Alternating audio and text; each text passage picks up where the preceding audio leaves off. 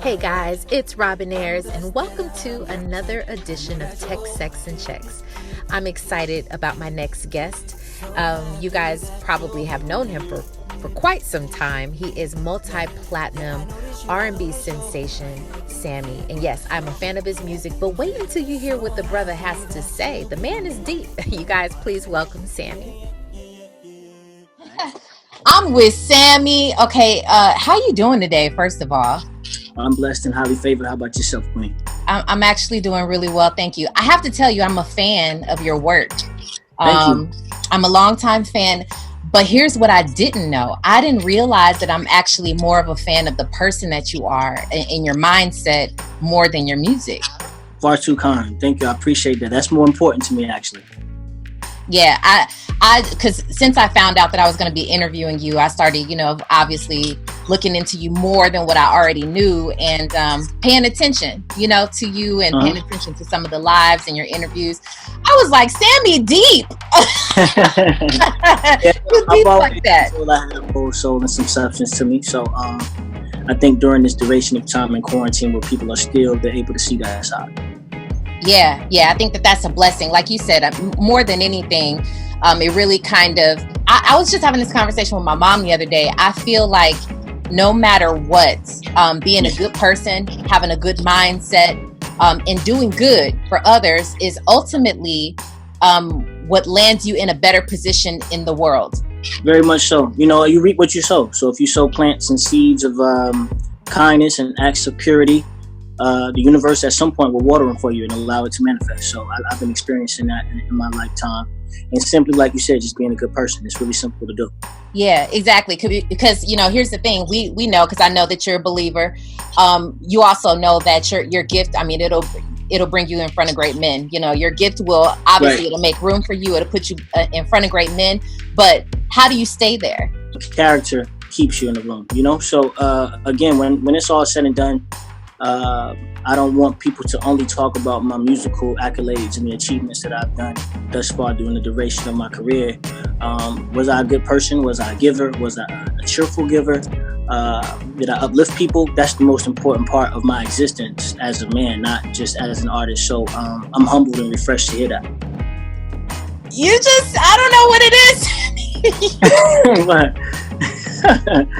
That's love. It's refreshing is what it is. Like I've watched you and you exude that on the camera, even when I'm not talking to you, but like now talking to you, it like I said, it's very refreshing. So I wish you nothing but the best in all that you do. Can we talk about this new single that you got, Picky, featuring Yeah, shout out to Rotimi for blessing me with his talent, his gift. I've known Ro for quite some time. We've always been homies and friends. In January, we got really close because him and some other fellow lions, I call them, we all fasted for like 21 days, like no sex, no smoking, no drinking. Woke up at 6 a.m. to express like 5 things of gratitude and why we appreciate the gift of life. And doing that with like your fellow like industry peers, actors, songwriters, producers, trainers, singers such as myself, it was refreshing because we only would see each other in passing, maybe at an event or in a club atmosphere where we don't get to have any dialect. So to meet people of substance and of your same kind of kindred spirit, so to speak, made me and Ro get closer. So we went to play basketball one night, and I had this record that had this Afro beats vibe to it. And I knew I wanted to release it during this time because, again, we're so confined to our homes. It's like if you close your eyes, picture yourself in Jamaica, watching the sunset or the sunrise. It's just a good vibration and a perfect record, I think, for the people to listen to. And from thus far, the feedback has been phenomenal from the fans with me and him working together. So I really, really thank him, too. There was no red tape. I didn't have to go through the managers or the label or none of that. It was just a simple phone call, and he loved the record and hopped on it for me. Oh, that's what's up. Definitely shout out to Rotimi. Good guy. What makes you call these handful of guys your lions? I feel like I'm a lion. I feel like I'm a king. I feel like I should be. I should walk like royalty, talk like royalty, exude royalty, because we were created by the divine one.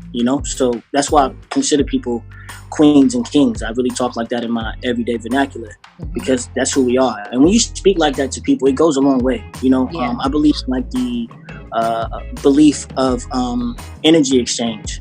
And these guys, they sharpen you, in just 4 or 5 months. To have people that you can relate to and talk to about things that's not surface level is refreshing and something that's rare and should be appreciated and honored. So I call them my lions. They're like a part of my tribe. Yeah, that's dope.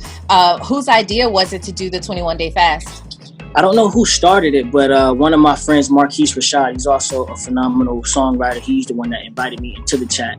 And, it's just so crazy when you think you know someone and there's so many other layers to them that you didn't get to tap into. And doing this kind of brotherhood, even after the fast, we thought it would be wise to keep the friendship going, to keep the brotherhood going, and to challenge each other to grow spiritually. Because, this fame and fortune and all that stuff is fickle. And it's really not even the true essence of life anyway. So when you meet people to understand that it's more so about, again, being a steward and givers, it's just refreshing because you don't run into that every day. Yeah, absolutely. What did you take away from, obviously you've gained a tighter brotherhood, a tighter friendship with these guys, but is there anything else that you learned from that time? Yeah, I think when you are uniquely created, like myself, like the way I think, the way that I view life, sometimes it's lonely, again, because the masses aren't necessarily on that vibration. Yeah. So I guess the feeling of that I'm not alone, I'm not so different, you know what I'm saying? I'm not this alien, so to speak. It's cool to have a accountability tribe, so to speak, to resort to when you waver, because I'm not perfect by no means. Sure. So it's awesome to have a support system that'll get you back on the horse and continue on this quest called life. I saw something that you posted on your Instagram that I thought was so deep, but I want to get your feedback on it, if you don't mind me reading this for the viewers who haven't seen it. This was in April of this year. You said, since I was 17, I've always had a boo, bae, or girlfriend, whatever you want to call it. I was always trying to build my life alongside someone else when I hadn't even given my chance the time to learn and love myself. I didn't learn myself until I was 29. I'm 33. Yes. If I could go back, I wouldn't have approached anyone's daughter until I was 29. Some women I wasn't ready for, others weren't ready for me. Another, we weren't a good team. Case in point, I'm finally single, happy, at peace, no kids, no drama. I've never been vibrating so high spiritually, mentally, physically, and financially. I'm legit as up as I've ever seen. I think that's incredible and it's beautiful. What is that are you still in that place? That was only a month ago. Yeah, very much so. Again, as it stated, I've always, since I was 17, that's a long time of trying to coexist with a different spirit, a different upbringing, different goals and aspirations, different views of what a man's role should be in a relationship. And my views differ, of course, in regards to what a woman should be and how she should be. So, you can never love anyone correctly if you don't love yourself correctly. But I never gave myself the time that was allotted to learn myself and to figure out my do's and my don'ts, my deal breakers. I think as a man, you need to have your career and your money, if you want to protect and lead and provide the right way, intact, because it enables you and it attacks your ego and pride. Whether you want to admit you still have those things, you do. So I finally just have wholeness. I think that would be the word. To best describe the space that I'm in. I don't need for anything, and to not need validation from a woman, to not need my ego stroked, to learn to kill the ego and to kill pride, because after pride comes demise. That's the word. I see it so clearly now, and I just don't want that space disrupted unless she's my mirror. That's it. Okay, so go back to your 21-year-old self. Or so, what would you tell that guy who's successful? He had his fair share of, money, women, success, everything like that. What would you tell him? To slow down. To slow down. I was living very fast at 21, 22. And I wasn't as spiritually awakened as I am, Sometimes in this industry, because we're so consumed with gym, studio, and shows and press runs and just trying to become the best creative that we could be to offer ourselves out into the world, we don't self-care. We Yeah. put the people before us. We put the label before us. We put the investment before us. So just to slow down and to take it one day at a time. I used to focus on, at 21, where would I be at 33?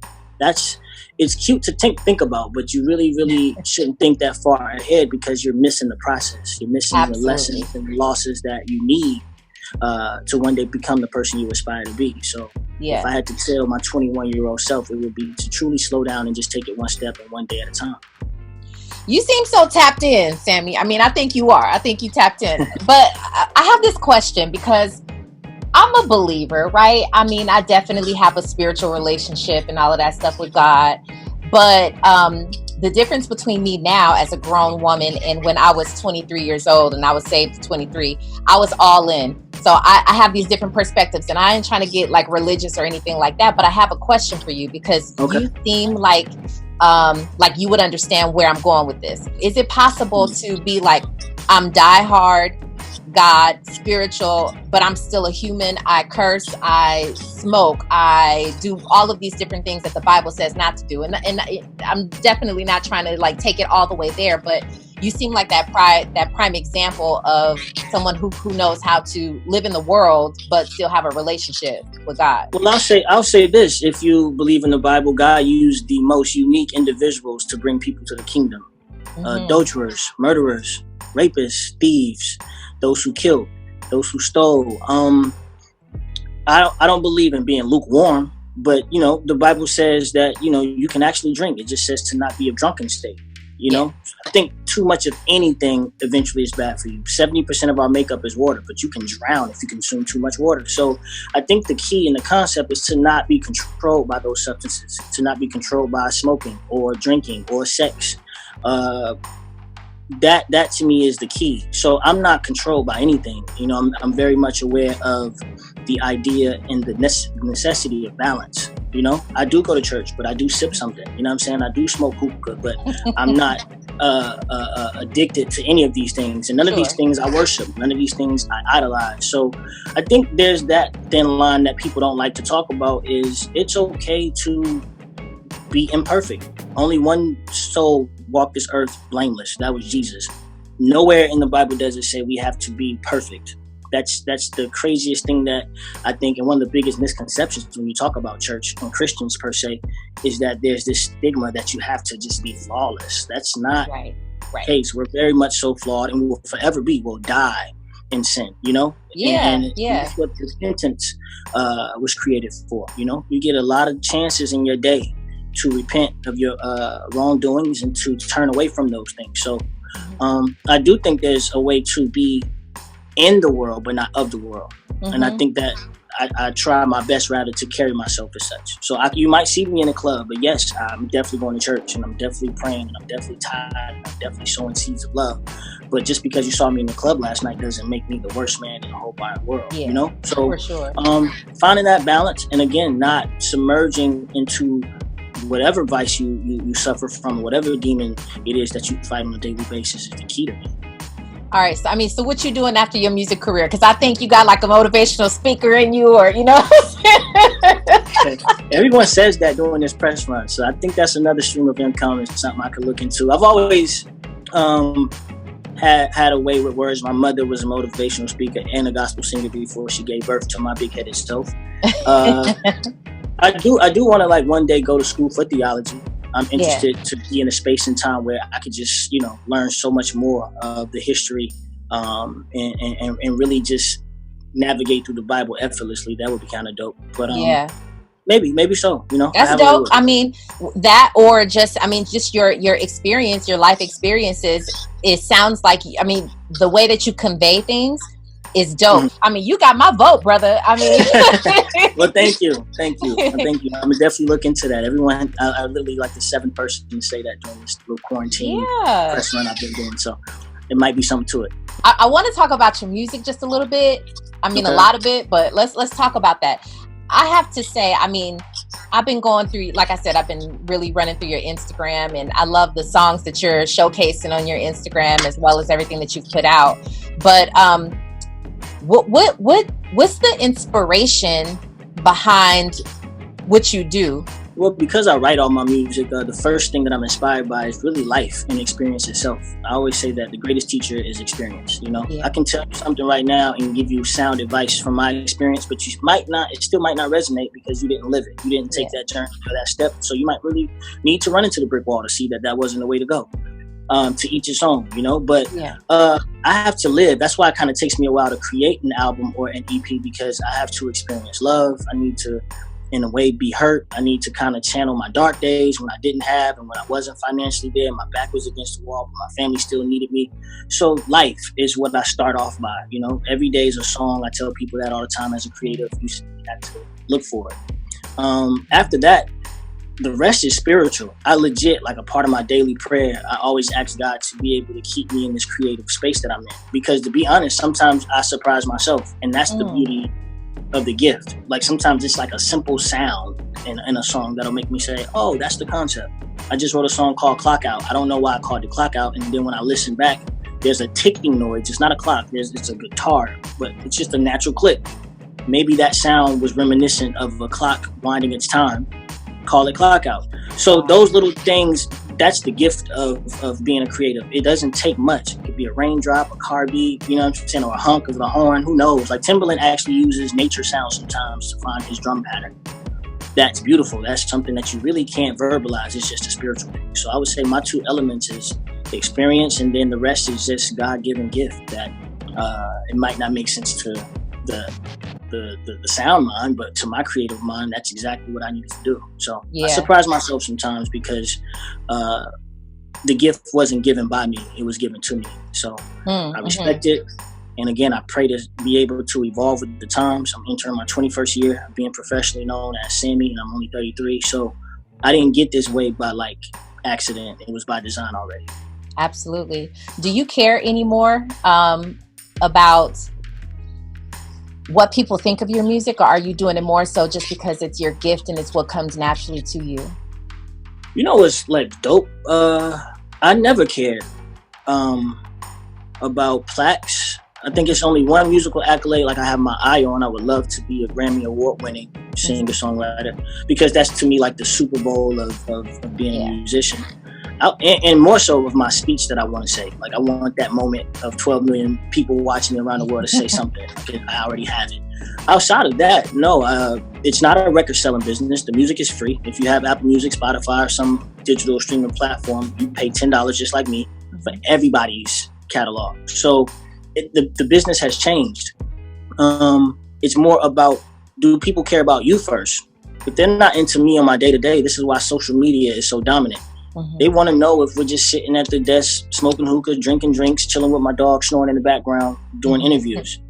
That's more like engaging than just giving them songs. So if they like Sammie, the individual, then they'll actually be more prone to going to listen to the music that I release. So I don't get wrapped up in the charts and things of that nature. And then I really understand the business. Some of this stuff is political. Some of this stuff is paid for. Some of these numbers are fabricated and altered. I never played that game. I've been independent 90% of my career. So the odds are already against me. You know what I mean? So I just have freedom to create music that is purposeful to me, therapeutic to me, healing to me. And then I just hope when I release it that it resonates with the masses. That's perfect. That's dope. How long do you feel like you're going to be a singer-songwriter? How long do you feel like you're going to be in the industry? Songwriter forever, because you can write forever. I think as an artist, there's so much to becoming and being a superstar. You have to, one, have the it factor. Your looks play a part. You know what I'm saying? That people see you before they hear you. So your image has to be something that is appealing to them. And then it's to me a young man's game. You know, when I'm 45, the 22-year-olds or the 18-year-old women at that time aren't checking for the 45-year-old Sammie. You know, and that's just father the time. That's inevitable. So I would say, as far as singer is concerned, I gave myself 7 more years. I'm 33. So 40, I would like to ride off into the sunset and even leave too soon. I'd rather leave with people saying he had 2-3 more albums in him, opposed to they not checking for me or I'm forcing myself sonically on the people. I would really, that would leave a bad taste in my life, in my mouth. I would want to leave on top with some left in the tank. So I would say 7 more years as far as being the singer, Sammie. But I can songwrite forever. Okay. So you know that you obviously you want to get that Grammy. What else are you looking to attain before you leave the industry? Like, is there anybody you want to work with specifically? Brandy, she's the vocal Bible. You know, I love her voice. Yes. To me, she's my favorite female vocalist of all time. She's just phenomenal.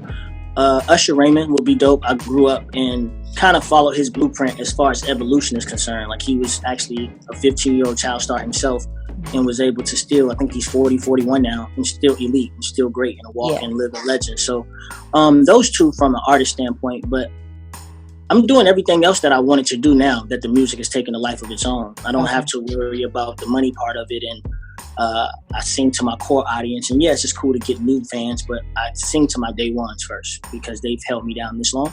So I have a candle line I launched in February. I love candles. I've always been a candle lover. So Pure Love and Pure Honey, you can go to popandpearlcandle.com and get your candle to vibe to some Sammie music with.